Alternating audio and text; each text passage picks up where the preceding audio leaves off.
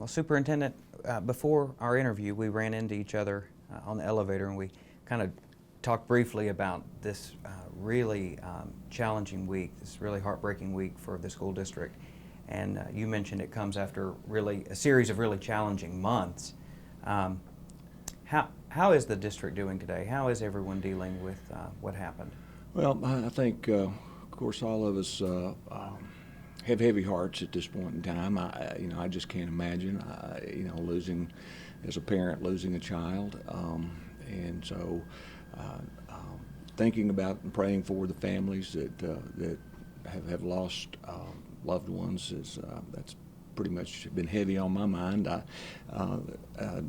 Since January, I guess, when the first young student was killed. So it's been a difficult week, and I'm sure the weeks and months ahead are going to continue to be difficult. And we certainly keeping the families and also our staff. It's been hard for our students and hard for our staff, our administrators. So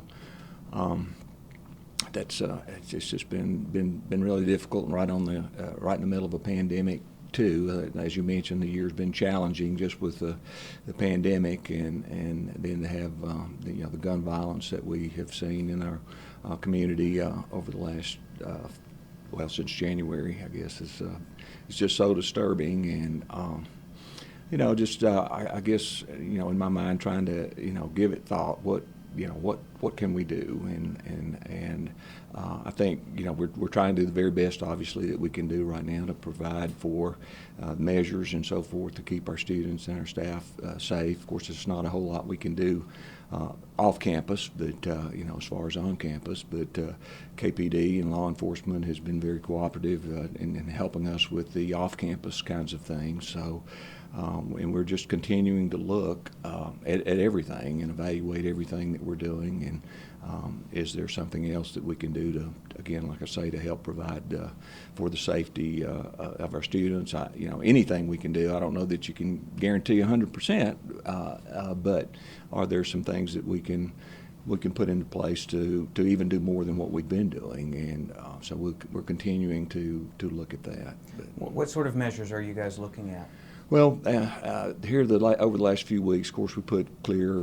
Principal Anglola's put into effect clear and mesh backpacks, for students. So we met with the community after the last young person was killed, and listened to what parents had to say. I know there were some issues that were brought to our attention about lighting around behind the building and things of that nature. So we made sure that all the lighting was what it needed to be behind the building. There was also a request made from the administration to upgrade cameras on our campus. So we upgraded the cameras on the campus. In addition to that, we added some cameras in some other places. So. And then provided additional school security officers. We've had most of the time 2 school security officers on campus, and at times 3. And the SROs, the school resource officers, KPD has one of their school resource officers assigned to the school full time. Do you know how many officers were on campus at Austin East Monday? I think from the school security, my understanding is we had two school security officers there, plus the school resource officer again, which is the KPD officer. But I'm not aware when this situation when this unfolded how many officers were around at that point in time. I'm sure that's something that's probably going to come out in the investigation. Based on what you know about what happened, and I understand you don't have a complete picture, but based on what you already know, do you believe that the school, and maybe beyond that, do you believe that the school district is prepared for events like this one? Well, I don't know that you can say you're 100% prepared. I mean, there's kind of ways around. If you know what the security safeguards are, there may be a way around that, but that's what we're trying to look at. Was there a way around the measures that we have in place that maybe allowed this to happen. So that's why we want to debrief with KPD and with our folks, and once the facts come out about what actually happened, and that'll give us an opportunity to review our procedures and so forth and protocol. What's that like for you, being at the helm of the school district and having to wait, I assume with the rest of us, for some of this information to be released? It's frustrating, but understanding that it takes time because of the liabilities that may be involved or whatever. So, but it's frustrating to wait. You know, I think all of us are kind of used to having information like readily available and on the spot. In situations like this, it takes time, and of course we're not in charge. Law enforcement is in charge, so we have to just wait on their timeline. But I know the community, wants answers, and we want answers, and so it's frustrating to wait. But I do understand that we just need to be patient and let law enforcement do what law enforcement does, so that there can be an accurate account of what happened from the beginning to end. What do you make of the district attorney's decision to withhold the video for now? Well, I understand where, that what she has to be aware of. I think cognizant of what are the legal ramifications of all that. So I do have faith in our legal system, and I have faith that all the facts will come out at that point in time when those have been substantiated. So I'm prepared to wait for that, but to say that it's not frustrating would be an inaccurate account of it, because we want answers, and we want them now. But again, all this takes time, and folks are going through the processes that they need to go through to make sure that when information is released, that is the accurate and factual information. Well, if we could, and of course we'll wait for this investigation to come to a close before we have a full picture of what took place. But let's talk about the next school year briefly.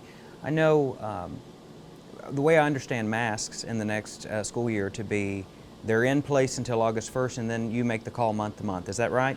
Well, I presented to the board a recommendation. They modified that just a bit, but in that recommendation, well, let me back up just a minute. The board currently has a policy on face coverings, and so what they voted to do is to sunset that policy August the 1st, and then what they voted to do was to, with some minor modifications, the recommendation that I made is to follow the Tennessee Department of Health guidelines as to face coverings. And what that does say is that with some adequate physical distancing, then you don't have to wear a face mask. If you're outside, you don't have to wear a face mask. It also included in the state's language, they talk about young children who cannot tolerate a face mask, or who chew on their face mask and have issues wearing a face mask, that that those would be exempt from wearing a face mask, or would not have to wear a face mask. But the board wanted a more clear definition of young children, and there was conversation that pre-K or pre-kindergarten and kindergarten would be a good definition. There was some conversation about K-5, but where the board landed on that was pre-kindergarten and kindergarten. If the child cannot tolerate wearing a face mask, then that would not be a requirement. But I still, and as was pointed out in board meetings a while back, what I said in February, I continue to be optimistic that with the vaccines and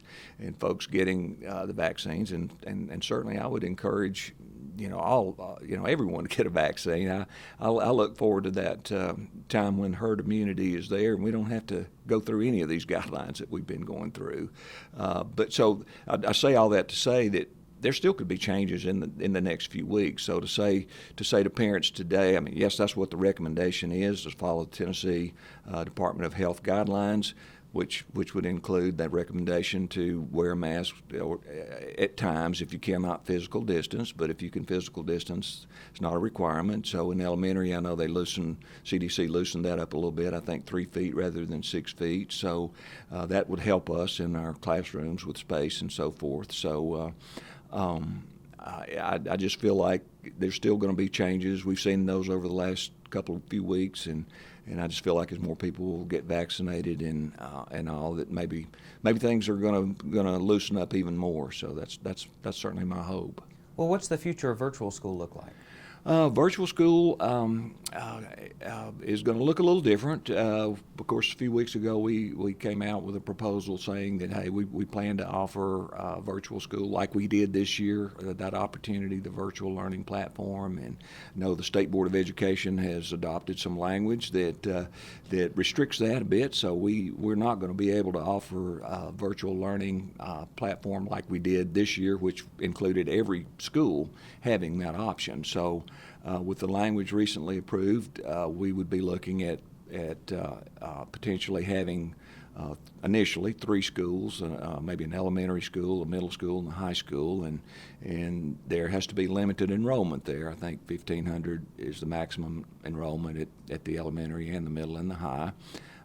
So we would be next month bringing to our board a plan to have 3 virtual schools, and that, of course, still has to be approved by the state. If our board approves that, then we submit to the state, and hopefully the state would approve, and then we would have a transfer policy or transfer period that we would put into effect for parents that wish to exercise that option. So that's the plan right at the moment. Does that require its own set of administration, its own set of staff, and?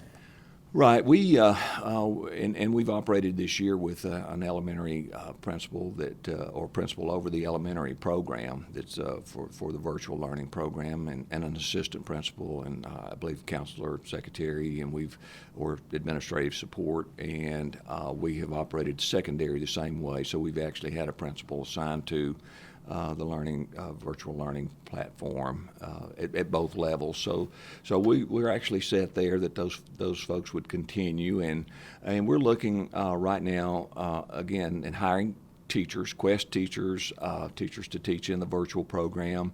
Of course, with the limited enrollment, we may not need as many of those teachers as we thought we were going to have when we thought maybe we could do a virtual learning program at each school for one more year. We plan to transition to the 3 the year after next, but State Board of Education, with the action they took away that option. So if you've got a 1,500 cap in both elementary, middle, and high, how many students we have currently enrolled in virtual? I think it's about maybe around 13,000 students. That's a lot of students that will not be eligible.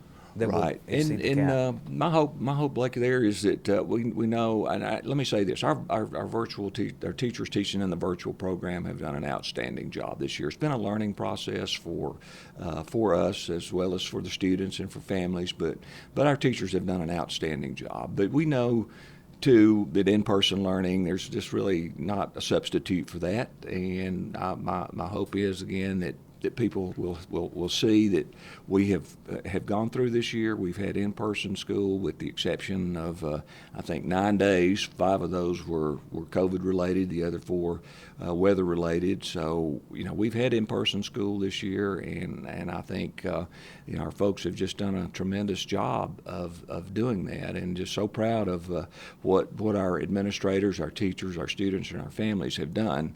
And having said that, my hope is that folks are going to say, hey, I want to be back in school. I want the in-person experience, because in addition to the learning that takes place, the socialization, and we know it's important for our students, and it's important for our staff to have that aspect. Being able to look someone in the eye face to face, and to help them and gauge their reaction. It's just so important piece that, of course, has been missing with the face coverings this year, but But I think we did what we had to do to try to have school. And so many school districts across the country, and even some in our own state, had a significant amount of time where there was no in-person learning. And I go back to, we delayed school for 10 days at the beginning of the year to help get our teachers trained, and also to get the deployment of our laptops and so forth to each student. But with the exception of a little bit of a delayed start, I think it's been an exceptional year, to the credit of our administrators and our staff and our students and the families. And just appreciate families who've given us a lot of grace. We asked for that at the beginning of the year, and families have given us grace, and we've learned a lot, and I know families have learned a lot. But I'm hoping the requests for virtual will be much less than what we saw this year, and especially again with the vaccines being available. My absolute last thought is about the learning loss, the learning interruption. We'll have to wait for the studies to see what isolation has done, and to see if there is a bounce back period where any kind of harm can be offset. But the learning loss that's occurred, is that something you think we can catch up from, and how long do you see that playing out? I do believe we can catch up. I'm continuously amazed at how resilient students are, and also saying that, how amazing our teachers are. So I think the learning loss, I'm not sure in terms of what period of time it would take to catch up, but I know when we started this year, we said, hey, let's try to assess where our students are and where they need to be, and let's take a period of time and try to make sure we address that learning that was supposed to have occurred back last spring that didn't occur, and then once we get into that position, to try to make sure that we cover everything we need to cover in terms of the standards for this grade level. So I'm actually looking forward to testing, because I'm hopeful again that being in school and being in person, that our students are gonna show improvement, and so I'm anxiously awaiting the testing to happen and the results, just so we can see. So we'll continue to work, and we're going to provide the very best, do our best to provide the very best educational opportunities for all of our students, and to get them where they need to be, so that they can be successful for the next year, and once they finish their public school experience, be successful, if that's college, if that's career, if that's military. We will do our part to have them ready, and I know our students will do their part to be ready. All right, Superintendent, thank you. Well, thank you, Blake. Appreciate it.